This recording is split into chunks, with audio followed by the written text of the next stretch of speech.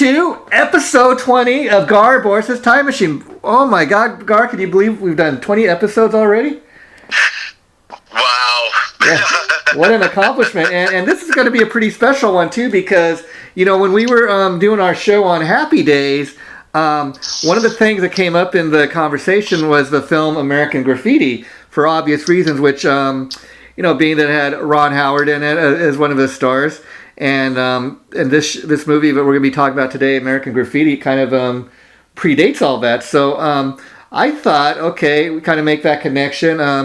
And this film is really worthy of an episode for so many reasons. So I know that in prepping for a show and discussing even doing this episode today, I'd seen the film before, but I wanted to reacquaint myself with it. So I purchased a DVD and I rewatched it. So let's share with folks, you know, do you remember how old you were and all that when you saw the film for the very first time? And, you know, going back to telling that story, like, what was your reaction the very first time you saw the film? Well, you know, I was around back in the early 70s. Yeah. You know, I think maybe a junior or a sophomore in high school, something like that. Yeah. And of course, you know, at that age, you're going to the theater and you're watching, you know, movies and stuff like that. And so I saw it when it first came out, you know, back in 1973. Yeah. That's when this was. And of course, just like any, you know, young boy at that time, you know, of course, you know, when you're in high school, let's say like a sophomore, junior in high school, basically you're a walking hormone with arms and legs. Yeah. You know what I mean? So you're just, you know, testosterone and all that stuff. So, all the cars, you know, the muscle cars, you know, had a very high appeal in the movie, you know, because I mean, I watched, you know, just to refamiliarize, I watched the movie last night. Yeah. And I still feel the same way. That, you know, every single one of those cars is just awesome. Yeah, and you know, the cars are a big part of the film. I mean, even that's George Lucas, the guy we all know from as the guy behind Star Wars. This was his first really feature-length film that, you know, that a big studio got behind it. And what's kind of interesting is I was reading, the reason he wanted to make the film is because he grew up in Modesto, California, and back when he was growing up, you know, cruising was a real thing. You know, these old, like kind of old-fashioned sports cars, and he kind of wanted to make a film about that, and so. That is, and we'll get into it later, but a big part of the film was those cars that were featured in the film, you know? Yes. And when I was a young kid, even in my younger years, you know, say in my elementary school years and my middle school years. Back in those days, they used to call it junior high school, but it's called middle school now. Yeah. But back in those, you know, those days, that's the 60s. You know, in my elementary and middle school years, and you know, cruising was still going on at that time, and it was a big part of the. What you call the, you know, the young, you know, early 20s, late teens. Yeah. You know, it was the thing for that age group. You know, and you know, it was the way for guys to meet girls and for girls to meet guys, and in fact, you know, social interaction. In fact, I seen an interview online that I'm going to post on our page when we post this show next week. That George Lucas was talking about cruising being the thing, like you said, back in the day when he was growing up in Modesto, California, and he said, "I'll be honest with you, that's how guys like me used to pick up chicks, you know." Well, yeah, and of course the guys that did the best with the girls is the guy that had the car. Best car. Yeah. You know, and that was the thing. You know, I mean, really, you know, before Girls, I mean, all generations have girls that gravitate towards the star. Back in the 40s, the girls were gravitating towards Frank Sinatra. And then, later on, in the 60s, the girls were gravitating towards the guy that had the coolest car. Yeah. And I remember that, it was a distinct thing, back in those days that, that was a thing. The girl would want to be riding in, like, the coolest car. Not just any car, but the coolest car. And another thing that kind of along those same lines that I think you can kind of relate to, Gar, being a guy that plays in a band, if it wasn't so much the guy that had the cool-looking car, it might be the guy that was... in a band. I mean, just probably... Well, that came later. It was more like the 80s if you were in a band. Yeah. But I mean, to say that didn't exist in the 60s and the 70s and stuff, it would be stupid. Yeah. But it just reached a crescendo of the popularity of being in a band and how girls would gravitate towards guys in a band. It literally came to a crescendo back in the 80s. Yeah, and I should mention that in researching for today's show, I found like a lot of the episodes we've done, I mean, it's amazing that this film is, all these years later, it's really considered a classic film, and it really set the standard for not just future movies and soundtracks, but for the industry. And we're going to get into some of that, but what really amazed me, again, like a lot of the episodes we've done, is that George Lucas had trouble getting any studio to kind of really show an interest in this film. Took him quite a while before that even happened, and it didn't really happen until he got Francis Ford Coppola to sign on as the producer. And a lot of that had to do with the studio saying, "Oh, there's no way this is going to be a hit because there's not one major star in this film." But what's interesting is how many careers it launched. I mean, and Ron Howard had already, of course, been known from all those years on the Andy Griffith Show. But like I said, American Graffiti predates, Happy Days, and this is really the first thing he had done since the Andy Griffith Show. But if you look at Harrison Ford, Suzanne Sommer, Mackenzie Phillips, Cindy Williams, Suzanne Summers, I think I mentioned. Look at all those people that went on to have huge careers. Yes. Cindy Williams going on to having Laverne and Shirley. Huge success with Laverne and Shirley. Ron Howard. That American Graffiti catapulted him into adult stardom. And allowed him to separate himself from the child actor part of his career. It really catapulted him. Because before that, the before that and the after that is a stark difference. Yeah, and in fact, mentioning Cindy Williams, I got to mention this little interesting tidbit. Because she had done the American Graffiti film, and George Lucas would go on to create Star Wars and all that.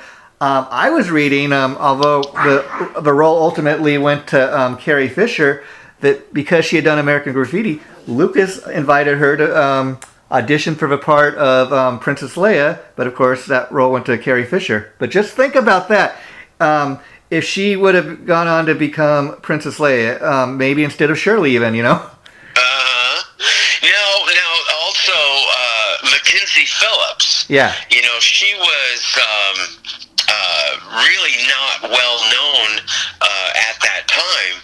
And a lot of people don't know it, but Mackenzie Phillips was the daughter of John Phillips. From the Mamas and the Papas. From the Mamas and the Papas. And so she has, lineage.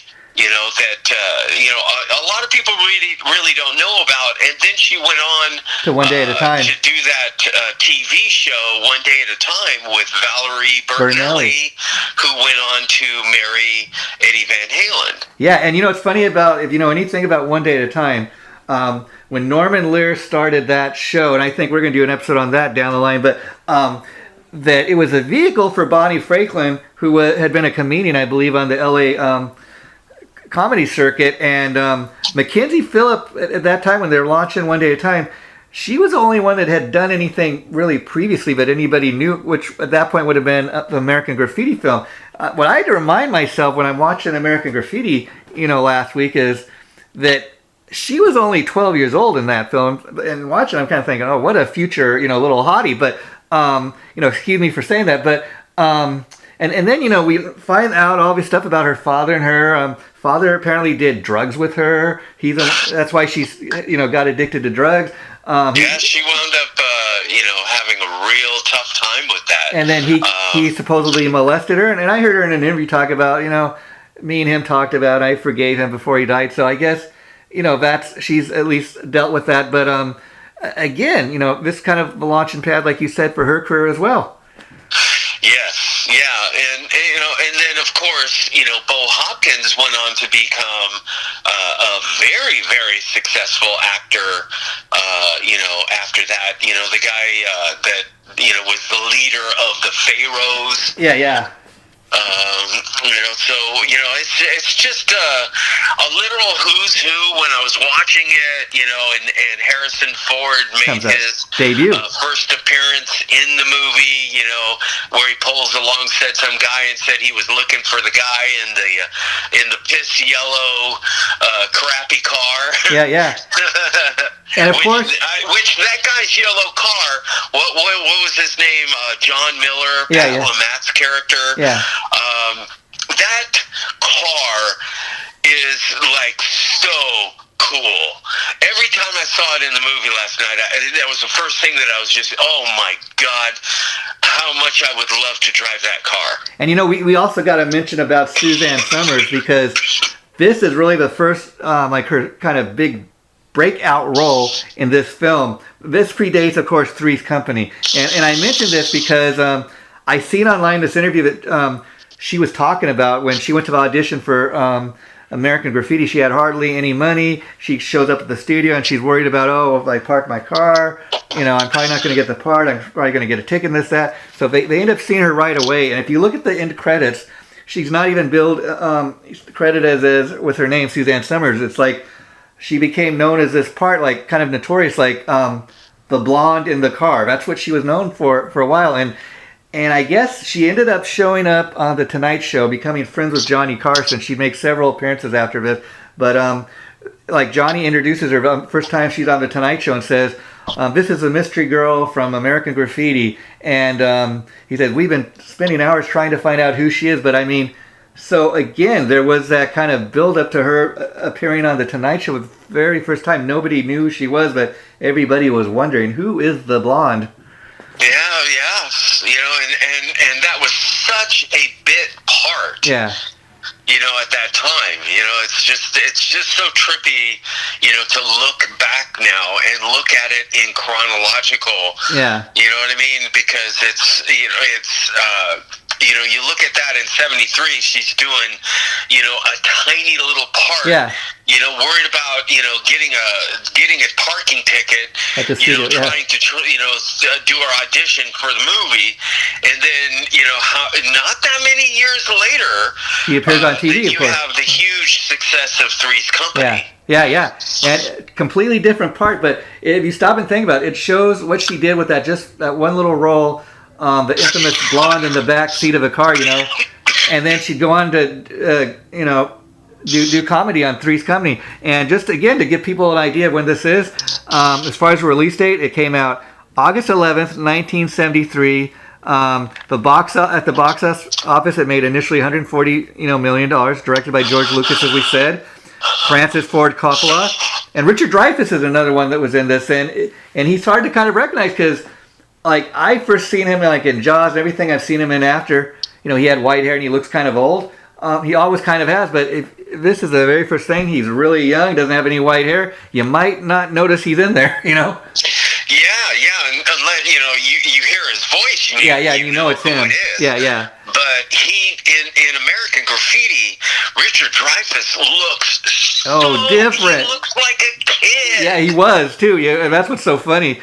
Seeing this all these years later, and of course, I was reading American Graffiti. Was a 1973 coming-of-age film, which was set in Modesto, California. The film is set in 1962 and centers around a group of teenagers that all take place in one single night. So if you watch the film, this is supposed to take place all in one night. In fact, Ron Howard's character is talking to the other guys throughout the film, how he's getting ready to leave the next day. They're getting ready to graduate from high school and go on to whatever is left of their life. And by the end of the film, you realize he's kind of one of these guys. He's a big talker, but by the time the film ends, he doesn't end up leaving town. You know what I mean? Well, it's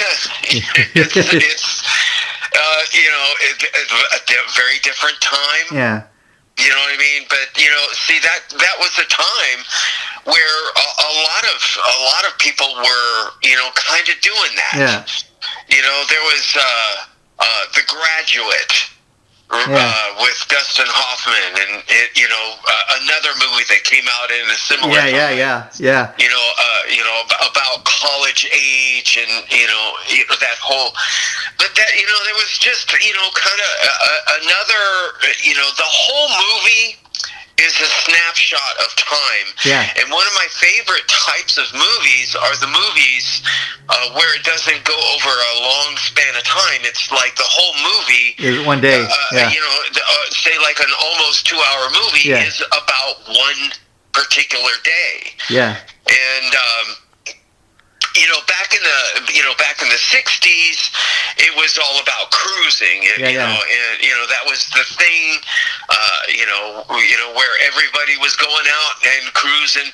I remember I lived out in West Covina, and there was places that people were cruising in West Covina. But the most popular place to cruise back in the early 70s, while cruising was still going on, because it was starting to wind down by about the mid 70s. But the absolutely coolest place to go, cruise was Whittier Boulevard. Yeah. Okay. Yeah. And I lived out in West Covina, and Whittier Boulevard's not like. I mean, it's not super far away, but, it's not super close either. But, we used to drive all the way out to Whittier Boulevard just to cruise up and down the boulevard just to, see what it was all about. And I have to admit, I really enjoyed doing that. It was always interesting, and it was always, the subject matter that everybody's always talking about was always, it was always interesting. Yeah, It was basically, going back to what I said earlier, it was social interaction. Yeah. But in the 60s, it was all about the cruising. And in the mid 70s, when I was in high school, at my particular time, coming of age kind of time, the cruising was, kind of going by the wayside, and the backyard party became the thing. Yeah. And man, back in the mid 1970s, it was like every weekend, say Thursday, Wednesday, Thursday, Friday, into Sunday, there was always somebody passing out flyers to where the party was, or if there was multiple parties, there were more than one person passing out flyers. Yeah, and if you were from, and guess what? Everybody was at that party, and a lot of those parties, they would have 300, 400, 500 people, and some of these parties got so out of hand. I remember I played a backyard party in the mid 1970s, really close to the corner of Cypress and Lark Allen. Wow. We had over 2,000 people that showed up to that party, and the party made the news because there were like 2 helicopters flying over, and they still couldn't break up the party because the band didn't stop playing, and as long as the band kept playing, nobody would leave. Yeah, yeah. So the helicopters were flying over for a long time. Wow. Yeah, yeah. So because there was like over 2,000 people there, and this was not something that was just exclusive to me. Yeah. Van Halen was notorious for their backyard parties way back in the early 70s, say like 73, 74. In Pasadena, They used to do backyard parties, and easily there would be 2,000 people show up to Van Halen's backyard parties. That's how they made a name. This was like the thing. Yeah. But back in the 60s, it was totally about cruising. Yeah, and here's an interesting fact that I think you're going to dig. The film received a huge amount of critical acclaim, even though, you got to remember, it took forever to find a studio to get behind this. And the studio there was not a studio to get behind the film until Francis Ford Coppola got involved as a producer. And what's interesting is, while American Graffiti was up for the Best Picture Academy Award, it lost out to, get this, The Godfather that year, which was Francis Ford Coppola film also. And so the studio, even more so, after he'd won for The Godfather, thought, okay, you know what? This guy, along with, he was really a strong supporter of Lucas. He was behind American Graffiti. Maybe this is somebody we should start listening to, because he won the Academy Award for his own film, The Godfather. Well, he by having his name attached to it. Yeah. It made the whole thing more sellable to everyone. In getting people to be excited about parts and getting people excited about becoming involved in the project and everything. So he added a lot of clout to the film. To the drawing power of the movie. But the movie, American Graffiti was really a super low budget movie at the time. And rewatching the movie last night, that was the first thing that I noticed is, man, it's really obvious that they really did this on a budget. But that, because it was a low-budget movie that exploded in popularity, the profits were through the roof. Yeah, I mean, in fact, if you watch the DVD and the bonus features, there's an interview with George Lucas, and if you watch that interview, or he's kind of talking about the making of the film and what was behind it, you could really tell, listening to him talk about it, it was really authentic, his love for cruising and cars and all that, and rock and roll. And he wanted to make a film about all that. And that's part of the reason this film worked. And in that interview I was watching on a DVD, he was talking about, the studio told him, okay, look, you get a name attached to this, and then we'll talk to you. And I guess he'd known Francis Ford Coppola, and he got him interested. He got him to, okay, I got Francis Ford Coppola. He said, okay, we'll sign on now. So again, just the clout of his name kind of put the film over the top once he got involved. And we mentioned The Godfather winning the Academy Award that year. I was curious, are you at all a Godfather fan, as far as the original film, Gar?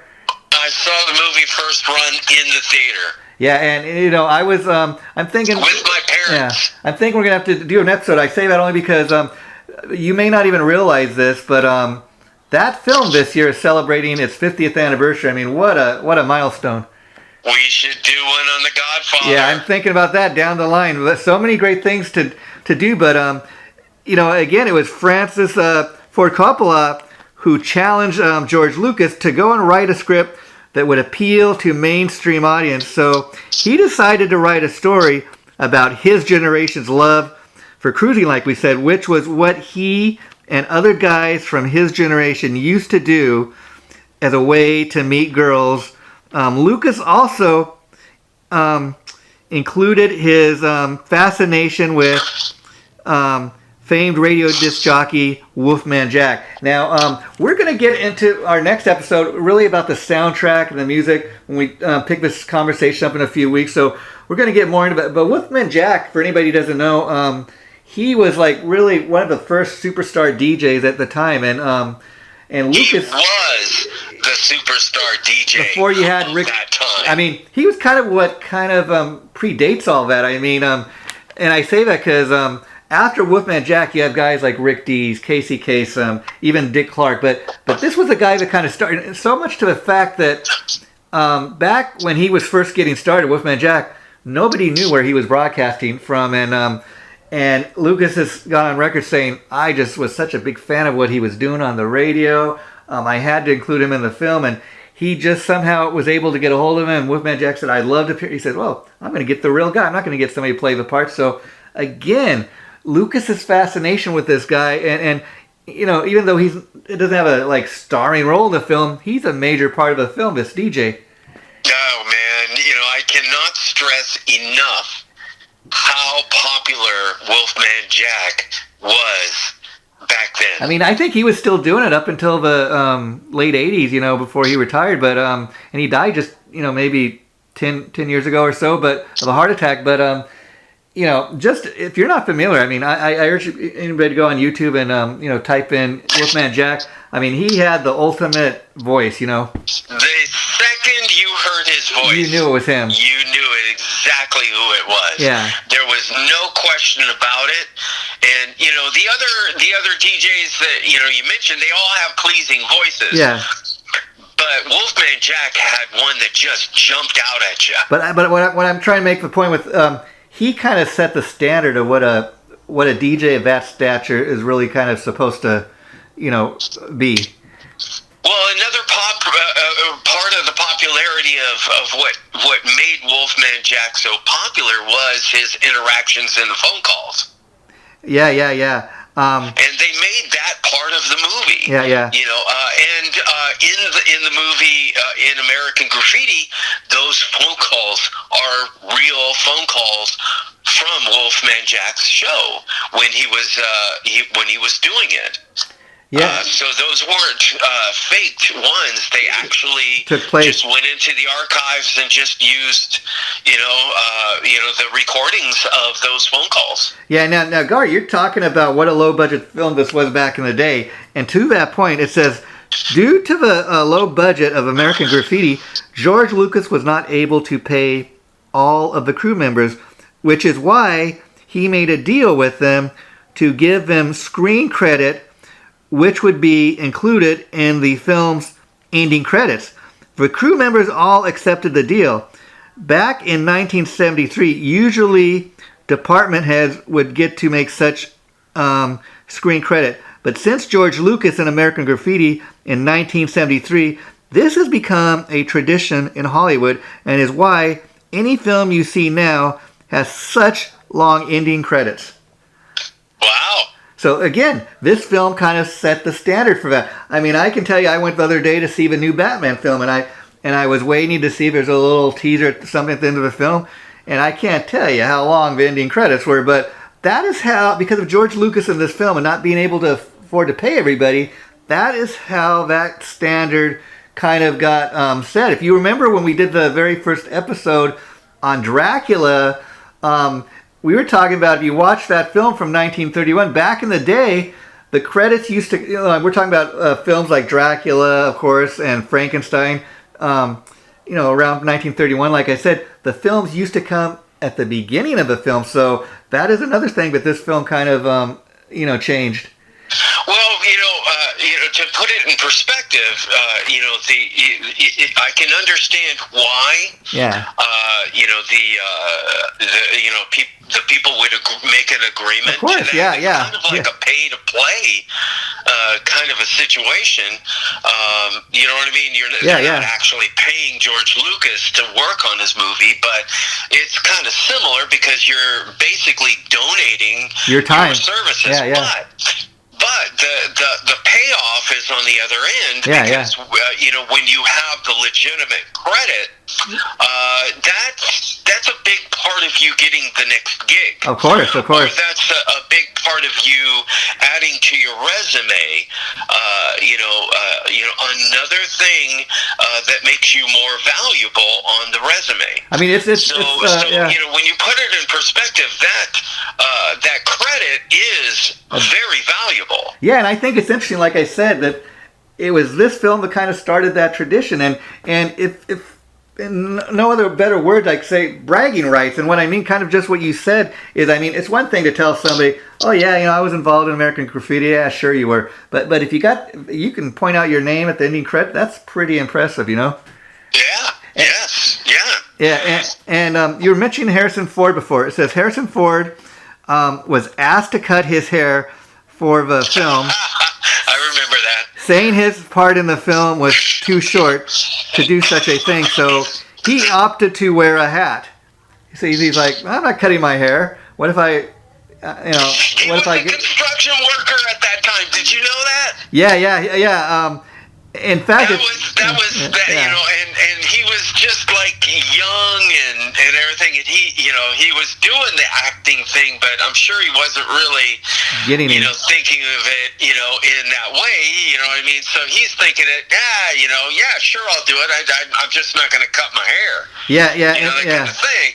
And so it's kind of funny to look at it now. Yeah. You know what I mean? Yeah. I mean, you probably could experience or relate to that in the sense that I know back in the day when just growing up as a fan of a lot of these bands that we grew up on, the guys looked like girls and had long hair and stuff. And back in the day, we're telling them, hey, why do you crazy guys cut your hair? And oh no, man, this is the look. And we're staying true to what we are. And I always kind of respected those guys for that. But I mean, again, think if he did not get this part just because he refused to cut his hair. I mean, he might have continued to be a construction worker. Who knows? But you got to you got to respect that he had that kind of authenticity, and he's stuck to his guns. But and then it says when Wolfman Jack made a prank call to Pinky's Pizza in the film, the voice on the other end, if you listen to it on the phone call, was the voice of George Lucas. Wow! And so next time you watch the film, kind of pay attention to that. And it says one of the main reasons why so many studios initially turned down the script was because George Lucas wanted to have at least 40 songs in the soundtrack. The studios feared the huge bill that would come in trying to get the rights to that many songs. And Gar, being a musician yourself, I mean, that's a big thing with the studios, being able to license the music and stuff. And we're going to get into the music really in the next episode, but because it really was such a big part of this film. But I was reading that because of American Graffiti and having over 40 songs on the soundtrack, not only was it a nightmare to get all the rights in that, but I sent you a copy of the soundtrack. It's like a 2 CD set. Again, 40 songs. That's pretty impressive. And it said after American Graffiti had such a massive soundtrack, it really set the standard for future things like, the Grease soundtrack, Saturday Night Live soundtrack. I mean, after this film, future, when they go to make future movies, the producers and directors realize, if we do something similar, we make music a big part of the film, that could be another way to draw people to come and see the film. But maybe they're just into a particular song or music, and they'll come check the film out because a song they like is in the film, Well, all I can say is if you have the movie, without the soundtrack, it's a pretty good movie. Yeah, you have the movie with the soundtrack, amazing. I mean, besides American Graffiti, I mentioned like Saturday Night Fever. Saturday Night Fever, yeah. And when I think of that film, besides John Travolta, thing immediately comes to mind is not just the soundtrack, the Bee Gees. I mean, the way that that music and that soundtrack revived their career, and even all these years later, with Barry Gibb only remaining Bee Gee alive. I mean, when I think of the Bee Gees, that's the music I think of. Oh yeah, absolutely. And to this day, that's when people think of their music, that's what they think of. Yeah. There's just so much. I mean, the Harrison Ford part of it. The cars. The opening scene where they show Mel's Diner. Yeah. And if you just take the opening scene and look at all those cars, there's a Cobra right there in the very front. Yeah. You know, and I would crap my pants to be able to, you know, drive around in a Cobra. That's the car that James Dean, crashed and died in. Yeah, you know, Was the Cobra. Yeah. And the Paul Lamette character is based on a James Dean, and they actually even refer to him, as, he's like, I think Mackenzie Phillips's character is basically saying to him, "You're a modern day James Dean," or something like that. And you bring up he was really, his character was based on the James Dean character, and he really played that character well. Yeah, and it's amazing. You bring up James Dean, and I don't know too much about him, but I was recently reading up something on him online and was saying how, he only starred, I think, in 3 films. I think he died tragically young, like at 24, something like that.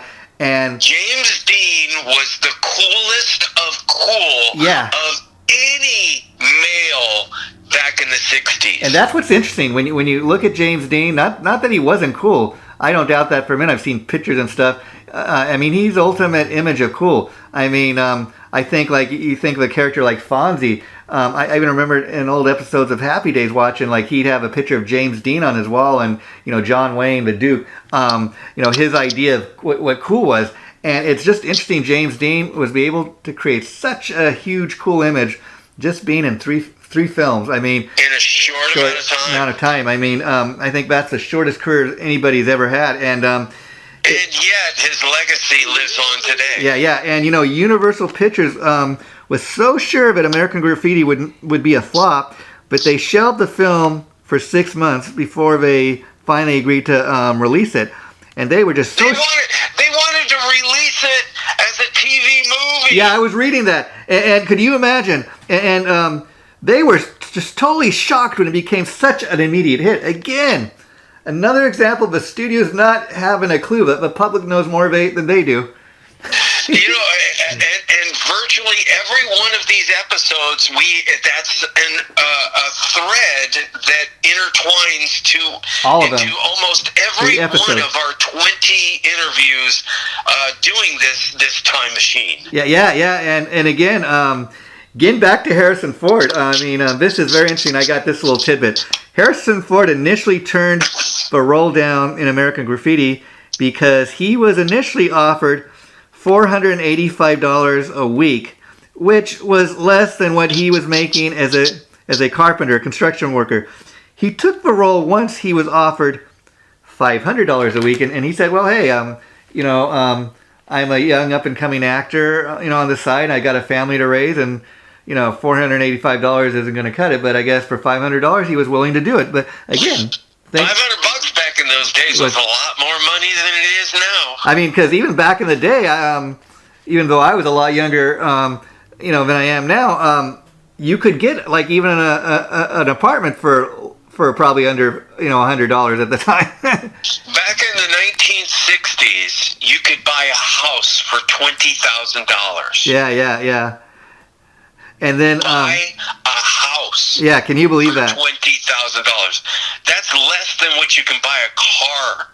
Yeah. Today. Oh yeah, and the interesting thing, like we were saying, the film was supposed to take part in just one day, one night, or whatever. The film was shot almost exclusively at night, and in fact, they had kind of trouble shooting the film at first, but they had to get some guy that really knew about the lighting and help get that set up. But although the film was set in Modesto, California, George Lucas felt that Modesto had changed so much in the last 10 years, so he did not shoot any of the film in Modesto. The film was shot in 28 days from 6/26/72 to 7/24/72. So kind of interesting fact, it was supposed to be set in Modesto, but they didn't actually film there. Well, someday I'd like to go to Petaluma, and I'd like to drive down that street that everybody was cruising on. Yeah. And just to kind of, just to try to feel it. Yeah, you know what I mean? Yeah. Try to soak it in. Yeah, and this is what I was saying earlier. This next bit I'm going to get ready to say. Because of the American Graffiti soundtrack, other films in the 1970s started to score their films with old classic rock tunes. And again, anybody who's a musician knows this, that even if you get your like old classic song on a TV show, it's money. And a lot of these bands that have had their songs featured in TV or film, it kind of revives their career. I mean, even we were talking when we did the Happy Days episode, one of the songs they used as a theme song was Rock Around the Clock by Bill Haley and the Comets. And I remember reading that once they started using it for the Happy Days theme song, that song charted for the first time after 19 years of not being on the charts. It started to chart again because of Happy Days. I mean, could you imagine if you're Bill Haley and the Comets and 19 years later you have this classic song that's back on the charts? Well, and if Bill Haley was the guy that actually wrote the song, then he's probably walking out to the mailbox to grab his check. Yeah. Because basically that's what it is. That's the reason why the most coveted and most valuable thing that a musician can have to contribute to a band is songwriting abilities, because bottom line in the music industry, songwriting, that's the money. If you have the songwriting credits, then every single time that song gets played on the radio, on TV, in a commercial, in a movie, those are all called, I know they used to be called mechanical royalties. There might be a more technical term now, but back in the day it was called mechanical royalties. And, basically, if you were the songwriter with the songwriter's credits, every time it got played, you got paid. Every time it got played on the radio, if it was in heavy rotation, you were making a lot of money. Because you're talking about radio stations clear across the entire United States, and that's the job of BMI and ASCAP, is to keep track of all that and make sure you get your money. So if Bill Haley, wrote the songs and the song has this resurgence and popularity, that means a cash grab, cash bonanza, for him, and that's the reason why,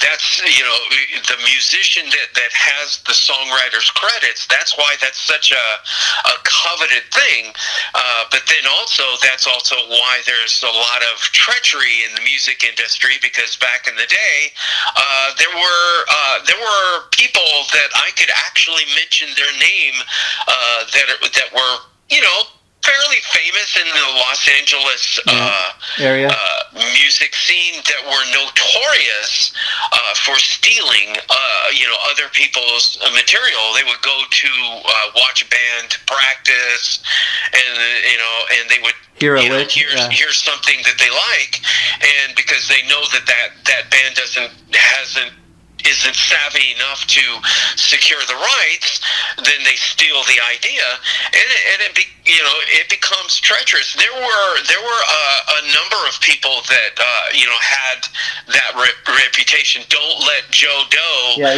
come to your rehearsal, because all he's going to do is try to steal your material.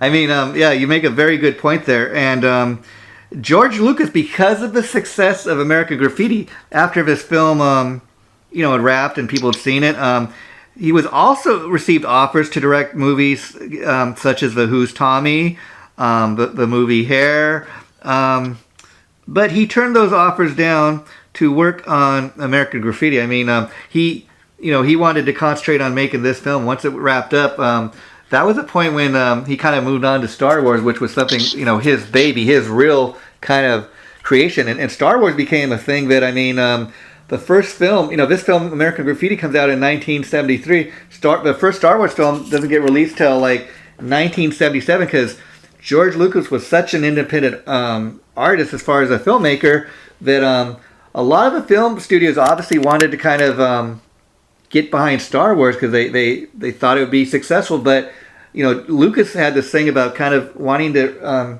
have all the creative control of the film. If you get these studios involved, they want to kind of also control everything. And he's like, no, this is my creation. I'm going to have final say. And that's why it took him so long to even get the first Star Wars out there. Because he was really kind of really making the point that this is my film and I'm going to have control over it.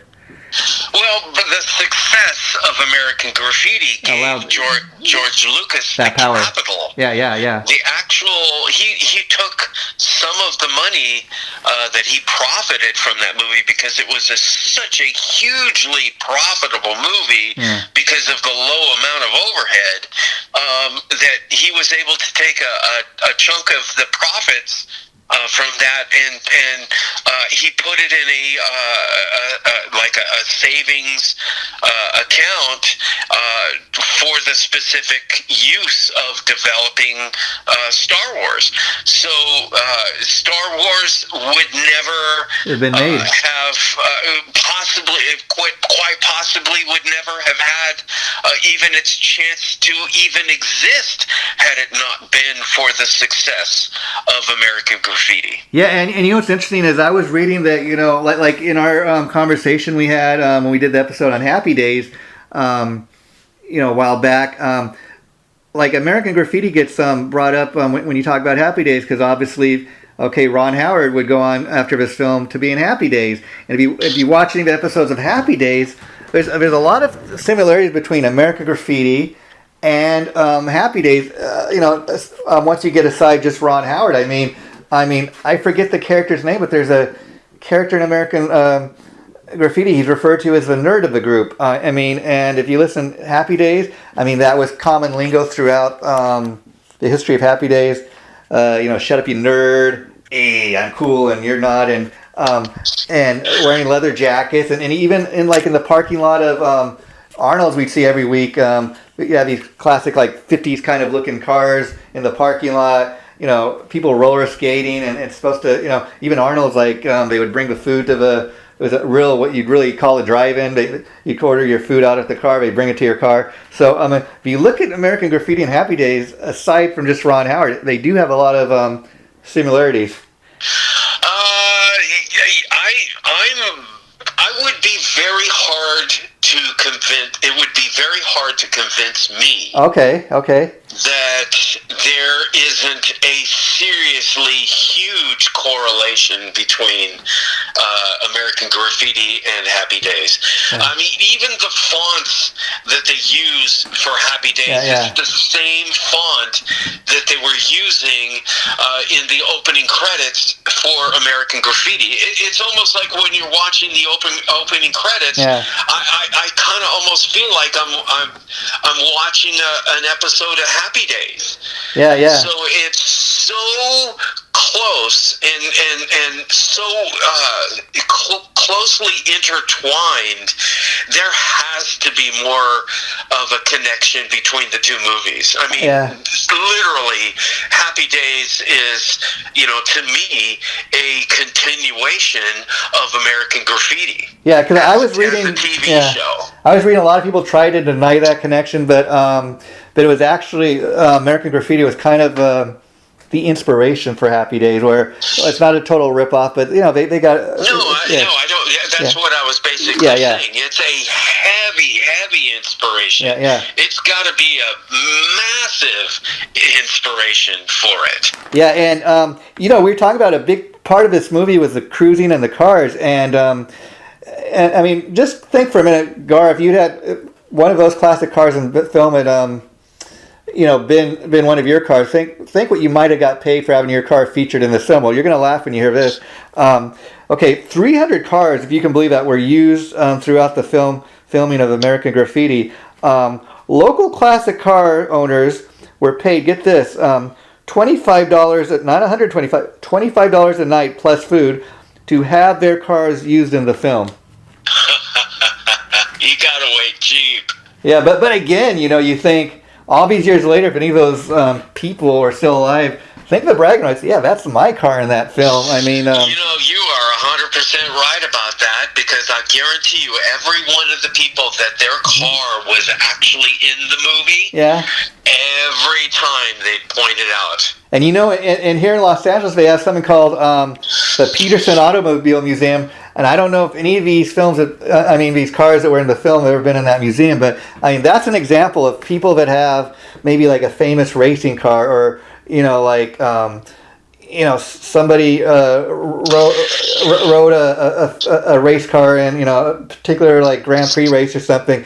People will go to a museum like that just to see these classic cars because maybe a famous person owned it. And again, you go to these classic car shows that we see all the time, probably in your local town, and a lot of these, classic cars, it was featured in a TV show or a film, and people gonna dig checking that out, and somebody get paid a lot of money now to have such a car featured in a classic car show. Well, cars were a huge part of Americana back in the 1960s. It's like, it was a huge part of society. It was the way for the guy to get the girl. It's just the cruising, cars were a huge part of Americana back in those days. Oh yeah. And when I was a kid, back in say about 1965, there was a raceway in Irwindale. Now it's called Irwindale Raceway, where they have say lower tier NASCAR drivers. Excuse me. Yeah.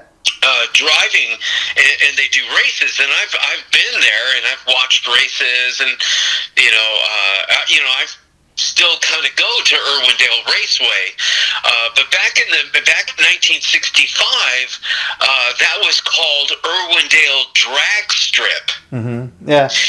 It was not a circular raceway; it was a drag strip, and Irwindale is in the San Gabriel Valley, but it's in it's tucked away much closer to the mountains. The base of the mountains, much closer to the base of the mountains. Yeah. And West Covina is more towards the center of the valley, and I could hear the cars racing at Irwindale Raceway, and those cars were really loud, and I could hear them all the way from my house.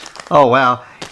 Gar, I really had a lot of fun talking about American Graffiti today, and just to kind of before we wrap it up today, I want to really kind of prep people for what's ahead. I mean, like I said, this is episode 20, part 1. This is going to be a 3-parter. And part 2, when we return in 2 weeks to do this again, we're going to be talking about the American Graffiti soundtrack. And what we're going to be focused on, of course, not just the soundtrack, but the music.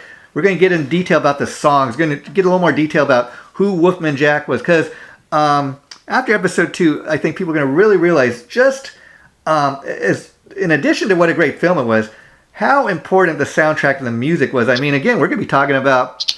I don't know, we could talk about all 40 songs, but the soundtrack is 40 songs worth of music. And I'll just give you an example. One of the songs on there, That'll Be the Day That I Die, a classic tune by Buddy Holly, the late great Buddy Holly. I'm not a diehard Buddy Holly song, but that is one of those tunes when I hear it come on the radio. I just cannot help but sing along with it. It gets in my head. And then another band that covered that song years later was... legendary Foghat. They do a great version of it, but that's one of those tunes, and any tune I think you hear on the soundtrack, people it gets in their head, and they're gonna love the music that's featured on the soundtrack. And then part 3 we're gonna do is gonna be talking about, there was a follow-up film in 1979 called More Graffiti that I never knew anything about. So the reason we're gonna be talking about it is just to kind of make people aware of the film and kind of what we thought about it. So that's we have coming up in the next 2 episodes, and then after that we're gonna be talking about The Adventures of Superman. So, is there anything else you'd like to say before we wrap it up for today, Gar? No, just I'm so glad to have had the opportunity to watch American Graffiti again last night. Yeah. I mean, what a classic! Because the movie is definitely a very accurate snapshot in time of what life was like living in America back in the early 1960s. And what's interesting about this film, before we wrap it up, Gar, is I think you could be any age and watch this film and just kind of fall in love with it because of the time, the music, the scenery, the cars, the cruising, just all of it. And just to kind of wrap it up, to give you an idea, as you know, I purchased a DVD kind of to see the film again myself. I went on Amazon. It wasn't very much. I think I paid like $8. You get 2 films, and it was kind of cool to see for the first time. My father, who had seen the film like you when it originally came out in 1973, he forgot what a great film it was. He told me, and he made like a night of it. Him and my mother sat and watched the film. And we're going to watch this, and my father was just in love with the film. He's like, "Oh man, that was so great. Thanks for letting me borrow your DVD and watching it, man. It was just such an experience." And he was talking about it for days. So. I felt the same way watching it last night. Yeah. It's still really good. Definitely not a waste of time. Yeah, so my friend will be talking about the soundtrack in 2 weeks. You take care, and I'll be in touch. And this episode, Gar, like I told you, will be going up next Saturday. So people check it out. We'll let people know when it's going up. If you could hold on for a minute, Gar, I'll be right with you. All good.